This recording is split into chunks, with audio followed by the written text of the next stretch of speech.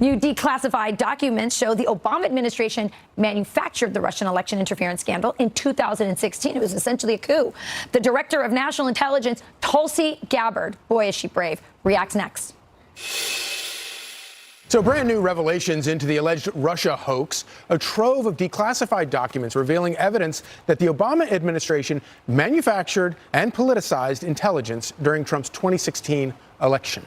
The documents released by the director of national intelligence, Tulsi Gabbard, described secret meetings after Trump's victory where Obama officials directed the intel community to leak reports that Vladimir Putin was personally involved in the U.S. election hack. This after the intelligence community repeatedly determined that the fact that this shit is like 8 years old right now, and the majority of the population probably still has no idea, right? I mean, this was the #1 story on the 24-hour news cycle for about 2 years. Yeah, I mean, people were still saying it in the last campaign, a year ago, that Trump's in bed with Russia and stuff like that. I mean, people are still saying it today. And the fact that this is, it's already, I mean, forget about the Comey investigation or the I forget who the special counsel was at the time. But, I mean, this all came out already, and it still needs to come out even more because people just, they can't even wrap it around there. You can't even wrap it around your heads. When you go down the rabbit hole and you understand what happened, to facilitate the Russia collusion hoax, it blows your mind away. And then that starts opening you up to things that, well, then they can do this and they can do that. And what about this? What about that? You start bouncing all these things around in your head once you realize what the hell happened with this. Russia was not trying to influence the election by cyber means. Here with more is DNI Tulsi Gabbard. Tulsi, thanks for joining us. And some of those individuals were literally the leaders of the intelligence community under President Obama. How significant is these documents that you've released?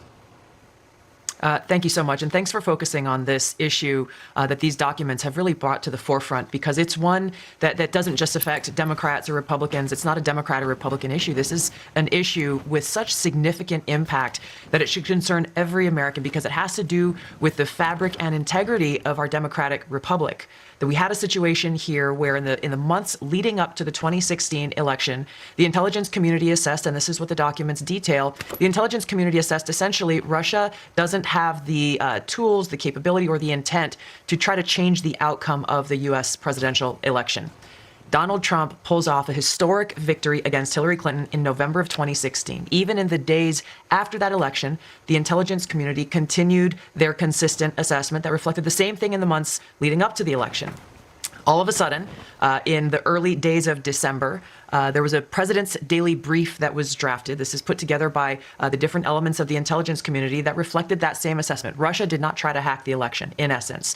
That PDB, that document, was pulled hours before it was supposed to be published for the president to see that following morning. That document was never published until we released it yesterday. One day later, President Obama calls a meeting of his National Security Council, his top officials, to be held on what they called a sensitive topic. And the results of that meeting, which we released yesterday, and these over 100 documents that talk about in detail how President Obama and his team, he directed a manufactured piece of intelligence that detailed not if, but how Russia tried to influence the outcome of the United States election that President Trump won in November of 2016. This document was then used as the foundation for everything that came next. It was essentially a years-long coup that was launched against President Trump before he even had the opportunity to take his oath of office and be sworn in as President of the United States. So, as you know, there was a Mueller investigation that went on for years, cost taxpayers nearly $40 million. There were 2 congressional impeachments. President Trump and almost every member of his family were smeared and attacked, faced lawsuits, depositions. High-level officials were investigated, some were arrested and put in jail. The list goes on and on about the ramifications of this, but foundational to it all was the fact that we had in President Obama and his leadership team, people who did not want to accept the will of the American people in electing Donald Trump in 2016, and therefore cooked up this treasonous conspiracy to, again, try to effectively, and they did effectively, launch a years-long coup against the sitting president of the United States. Director Gabbard, I'm glad you used the word coup. I also, in some of your reports, the word treason has come up. We're seeing a lot of things coming to light these days, and it's very encouraging for Americans, especially this report, which so many of us knew this was a hoax. But this goes all the way to the top. I mean, this goes all the way to Barack Obama. Will we actually see someone as high up as Barack Obama take responsibility, be accountable, maybe face criminal charges? Is that a possibility here based on the documents that you've released? Yeah, Rachel, the seriousness of, again, the implication. So I haven't watched this. I don't like watching things beforehand. Now, that was a lob to Tulsi. Now, she's very good. She's very good. She is politically extremely savvy. I haven't seen what she's going to say. Right. But for her, there's twofold. She's doing a good job. That's number one. Number two is she has a political future. She knows this. She realizes this. She can sense it. She can feel it. Everyone can feel it. Right? She's extremely poignant when she's making when she's talking. She's very eloquent. She's very precise. She uses her words very carefully. The reporter here, or the pundit here, lobbing that, saying, "Are you going to lock up Obama?" You know, I'm really interested to see how she handles something like that. Let me take it back for a second, and let's see how it goes. Yeah, Rachel, the seriousness of, again, the implications and the consequences of these actions that were taken demand accountability. The American people not only deserve the truth and accountability, when we look at the future of our country as a democratic republic and the American people's ability to have faith that when they go and cast a vote at the ballot box, that the will of the people will be respected by those in government, whether they be Democrats or Republicans, this is literally what is at stake here. So we are referring all of our documents to the Department of Justice for the purpose of accountability and action.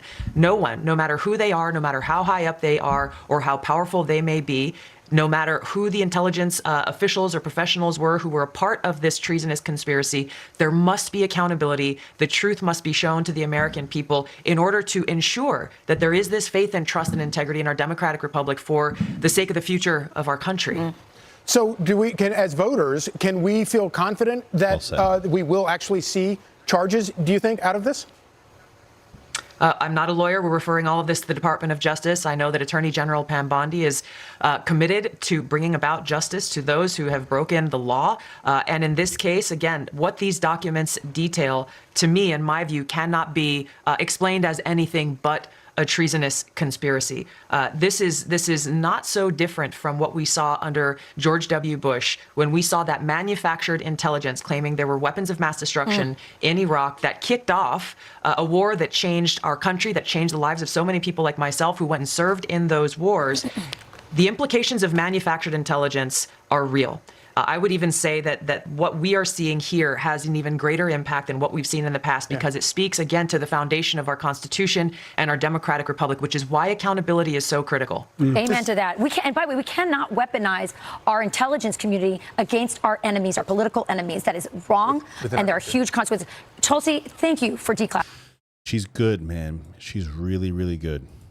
You know, like she's obviously, you know, she'll have a real presidential run one day, you know, because, again, like she's a very flawless, like she's sharp. There's a lot of good stuff with her, man. Like she's really, really good. This report, I'm going to cover it in another video, the documents that were released. Again, it's reminiscent. You know, we all kind of knew what this was. If you're in the know about, you know, the Russia collusion and exactly what it entailed and how it was orchestrated and if especially once you start, especially when you understand like the legal aspect of it, you know, the FISA warrants that were obtained, and it's pretty wild. Like it was an absolute operation to take out Donald Trump.